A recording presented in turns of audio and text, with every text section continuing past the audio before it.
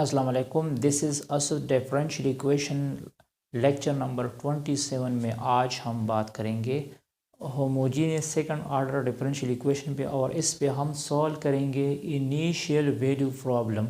मतलब यहाँ हमें इनिशियल वैल्यू प्रॉब्लम्स गिवन है, हमें कंडीशंस गिवन है एक्स और वाई की, तो हम इसको कहते हैं इनिशियल वैल्यू प्रॉब्लम्स। ये वाई या pi by 12 is equal to zero, ये हमारे पास एक्स की वैल्यू है और ये भी हमारे पास एक्स की वैल्यू होगी और ये हमारे पास वाई की वैल्यू होगी।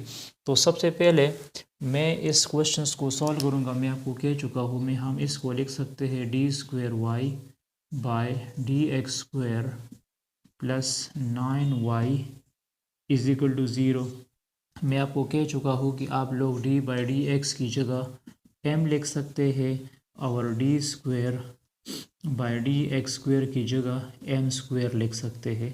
तो ये रिप्लेस करो, ये हो जाएगा M square y plus 9y is equal to zero. इससे एम वाई कामन लो, तो ये हो जाएगा M square plus 9y is equal to zero. तो मैं y को इक्वल टू ज़ीरो नहीं रख सकता, ये m square plus 9 is equal to zero, इसको मैं ज़ीरो रख दूंगा।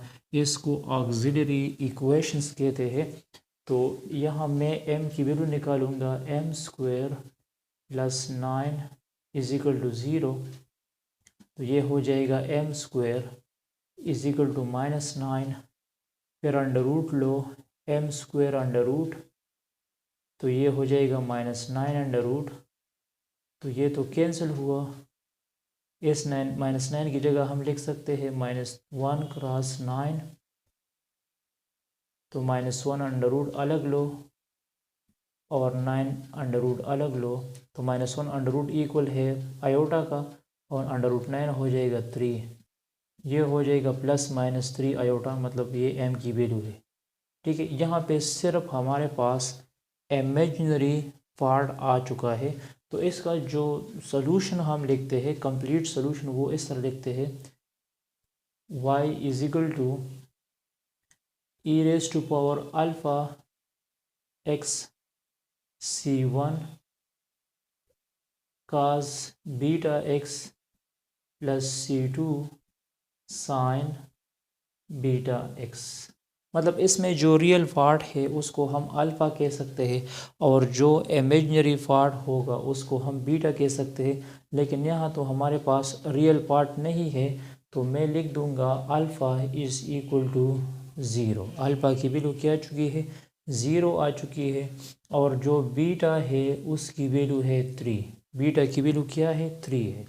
तो ये वैल्यू यहाँ पे लगा दो, ये हो जाएगा y is equal to zero dot x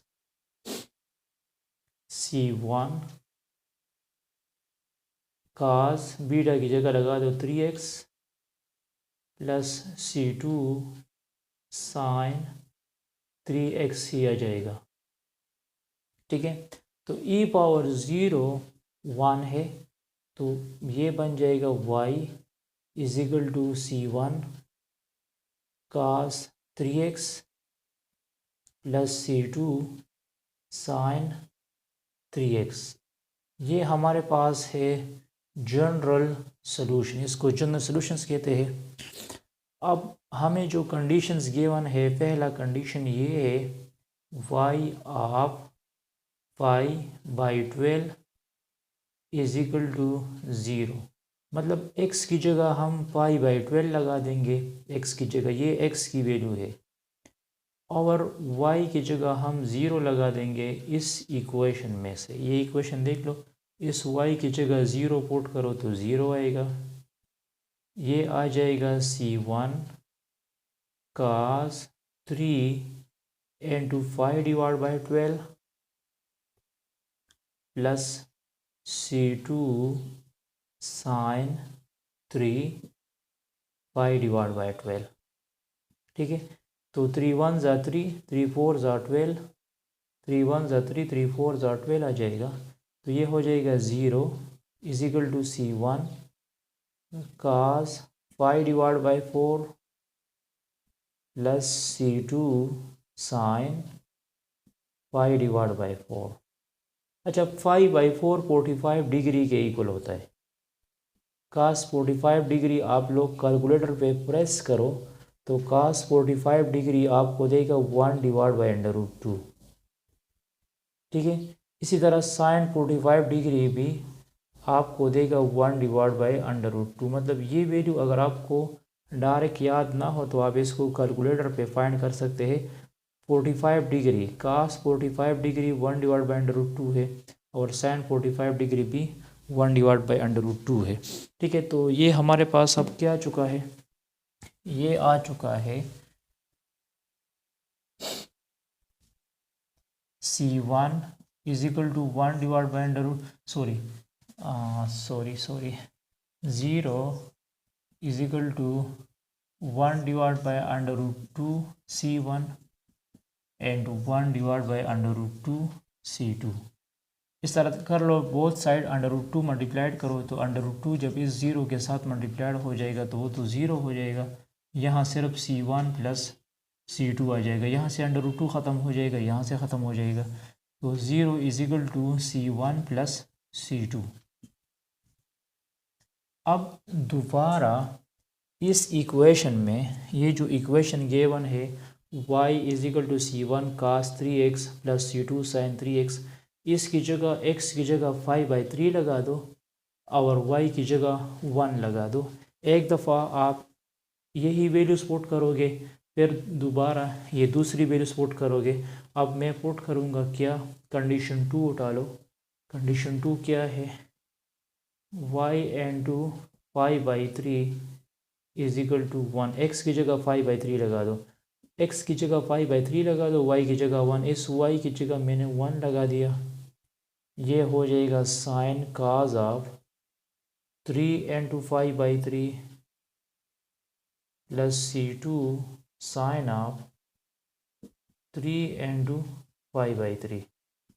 ये 3 कैंसिल हुआ, ये इसके साथ कैंसिल हुआ, ये बन गया C1 cos pi plus C2 sine pi.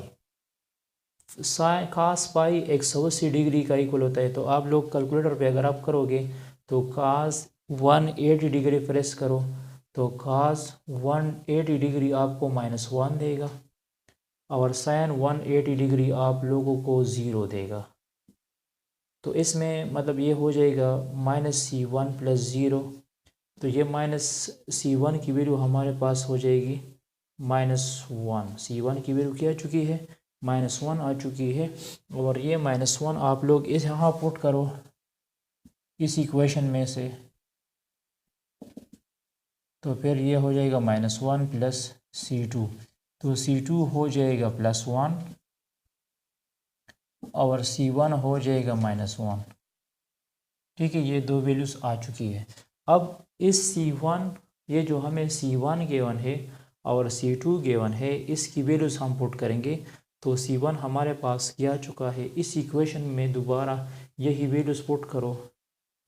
C1 की वैल्यू हमारे पास क्या है, C1 की वैल्यू है -1 cos 3x और C2 की वैल्यू है 1 sin 3x। तो इसको पार्टिकुलर सॉल्यूशंस कहते हैं और इसको जनरल सॉल्यूशंस कहते हैं।